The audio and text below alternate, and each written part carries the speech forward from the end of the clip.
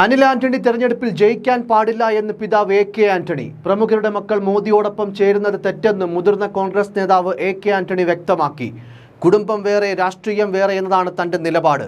മക്കളെക്കുറിച്ച് തന്നെ കൊണ്ട് അധികം പറയിപ്പിക്കേണ്ട. ആ ഭാഷ താൻ ശീലിച്ചിട്ടില്ല എന്നും തിരുവനന്തപുരത്തെ പത്രസമ്മേളനത്തിൽ അദ്ദേഹം പറഞ്ഞു.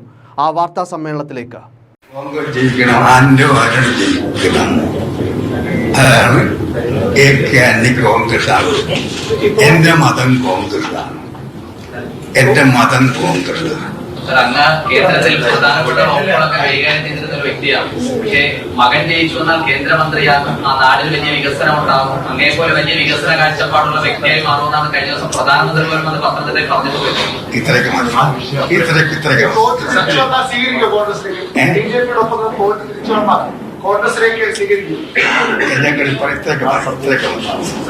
ഞാൻ ഉത്തരം പറഞ്ഞു കഴിഞ്ഞു. അതിനപ്പുറമില്ല.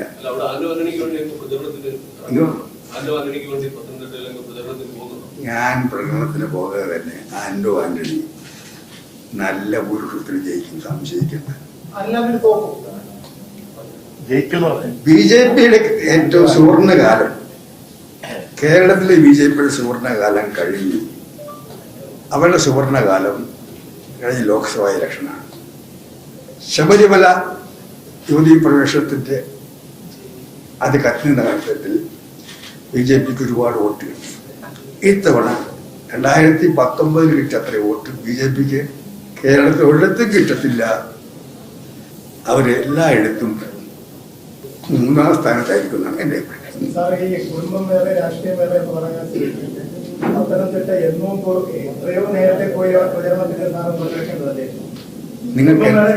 താങ്കൾക്ക് എന്നെ കുറിച്ച് മനസ്സിലാക്കി. ഞാൻ ഡൽഹിയിൽ വന്നിട്ട് 2 വർഷമായി. 2 വർഷത്തിൽ ആദ്യമായിട്ടാണ് തിരുവനന്തപുരത്ത് കെ പി സ്ഥാപിച്ചിട്ട് ഒരു പ്രസ് കോൺഫറൻസ് നടത്തുന്നത്. എന്നാ കാര്യം എന്നറിയാമോ? മനുഷ്യനല്ലേ, എനിക്ക് 2 കോവിഡ് ഉണ്ടായി. ആദ്യത്തെ കോവിഡ് കഴിഞ്ഞാൽ 16 ദിവസം ഡൽഹിയിലെ ആളിന്റെ ഇൻസ്റ്റിറ്റ്യൂട്ടായിരുന്നു. അത് ഉണ്ടാക്കിയ പരിക്ക് കഴിഞ്ഞ് 2ാമത് കോവിഡ്. അതിന്റെ പാർശ്വഫലങ്ങൾ എന്നെ അലട്ടിക്കൊണ്ടിരിക്കുകയാണ്. എനിക്ക് പഴയ പോലെ സഞ്ചരിക്കാൻ ആഗ്രഹിക്കുന്നില്ല. ഞാൻ ആകെ 2 വർഷത്തിനുള്ളിൽ തിരുവനന്തപുരം വിട്ടു പോയത് തൃക്കാക്കരയിലെ ഭരണി, പുതുപ്പള്ളിയിൽ ഉമ്മൻചാണ്ടിയുടെ ശവസംസ്കാരത്തിൽ, അത് കഴിഞ്ഞ് ഉമ്മൻചാണ്ടിയുടെ മരണശേഷമുള്ള ഇലക്ഷൻ. അല്ലാതെ ഞാൻ വീട് വിട്ടാൽ എ പി ഓഫീസിൽ വയ്ക്കും. തിരുവനന്തപുരത്ത് പോലും ഒരുപോലെ തോന്നില്ല. അതാണ് സ്ഥിതി. അതാണ് 2 വർഷമായിട്ട് ഞാൻ തിരുവനന്തപുരത്ത് പ്രസ് കോൺഫറൻസ് നടത്താറില്ല. ഈ നടത്താൻ കാരണം ഈ ഇലക്ഷൻ ജീവൻ മരണ പോരാട്ടമാണ്. അതുപോലെ ആരോഗ്യനില അത്ര അനുകൂലമല്ലെങ്കിലും എൻ്റെ പങ്ക് വഹിക്കണം. ഈ ഇലക്ഷന് ശേഷം ഇന്ത്യയിൽ ജനാധിപത്യം ഉണ്ടാകണം. ജനാധിപത്യം അട്ടിമറിക്കപ്പെടരുതും ഭരണഘടന അട്ടിമറിക്കപ്പെടരുതും ബി ജെ പി ഗവൺമെന്റിന് അന്ത്യം കുറിക്കാനുള്ള പ്രവർത്തനങ്ങളിൽ ചെറിയ പങ്ക്.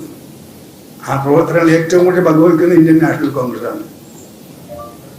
ആരെയാ വിശ്വസിക്കുന്നുണ്ട്? ഒരു പോയിന്റ് പറഞ്ഞോട്ടെ, എടുത്തുപോയി. മുഖ്യമന്ത്രി ഇന്നും കോൺഗ്രസിനെ കുറ്റപ്പെടുത്തിക്കൊണ്ട് പറയണം. ഇന്ത്യൻ നാഷണൽ കോൺഗ്രസിന്റെ എതിരായിട്ടുള്ള മോഡിയുടെ പ്രതികാര നടപടികളൊക്കെയാണ്. ജവഹർലാൽ നെഹ്റു തുടങ്ങി വെച്ച നാഷണൽ ഹെറാൾഡിന്റെ സകല സ്വത്തും കണ്ടുകിട്ടി. കോൺഗ്രസിന്റെ ഫണ്ടിൽ കിടന്ന 115 കോടി രൂപ നികുതി വകുപ്പ് ഇൻകം ടാക്സുകാർ കണ്ടുകിട്ടി. ഇപ്പോഴും ആയിരക്കണക്കിന് കോടി രൂപയുടെ നികുതി അടയ്ക്കാനുള്ള നോട്ടീസ് വന്നിരിക്കുകയാണ്. സുപ്രീം കോടതി കേസ് പോയി പറഞ്ഞു ഇനി ഏതായാലും ജൂലൈ വരെ ചെയ്തിരുന്നതാണ്. സോണിയാഗാന്ധിയെ മണിക്കൂറുകളോളം വീട്ടിൽ വിളിച്ച് ചോദ്യം ചെയ്തു. രാഹുൽ ഗാന്ധിയെ ഒരു ദിവസം മുഴുവൻ ഇടി വിളിച്ച് ചോദ്യം ചെയ്തു. ഇന്ത്യയിലെ 8 സ്റ്റേറ്റുകളിലായി 20ഓളം കേസുകൾ രാഹുൽ ഗാന്ധിക്കെതിരായിട്ടുണ്ട്. സവർക്കർക്കെതിരായിട്ട് പറഞ്ഞതിൻ്റെ പേരിൽ രാഹുൽ ഗാന്ധിയുടെ ലോക്സഭാ മെമ്പർഷിപ്പ് റദ്ദാക്കാൻ ഓർഡർ വന്ന് അന്ന് തന്നെ സാധാരണ എം പിമാർക്ക് എം പി സ്ഥാനം നഷ്ടപ്പെട്ടാലും 1 മാസം കൂടി താമസിക്കാം. അന്ന് തന്നെ വീടൊഴിയാൻ ആവശ്യപ്പെട്ടു, വീടൊഴിച്ചു കൊടുത്തു. പക്ഷെ കോടതി പിന്നെ സ്ഥാപിച്ചു. ഇങ്ങനെ നിരന്തരമായ പീഡനമുണ്ടായിട്ടും ബി ജെ പിക്കെതിരായിട്ടുള്ള പോരാട്ടത്തിൽ മുമ്പ് നിൽക്കുന്നത് നെഹ്റു കുടുംബമാണ്, സോണിയാഗാന്ധിയും രാഹുൽ ഗാന്ധിയും ഒക്കെയാണ്. ഇത്രയേറെ പ്രതികാര നടപടികൾ ഉണ്ടായിട്ടും രാഹുൽ ഗാന്ധി നിർഭയമായി ധൈര്യമായി ആശയവ്യക്തതയോടുകൂടി ഈ പോരാട്ടത്തിന്റെ മുൻപന്തിയിലാണ്.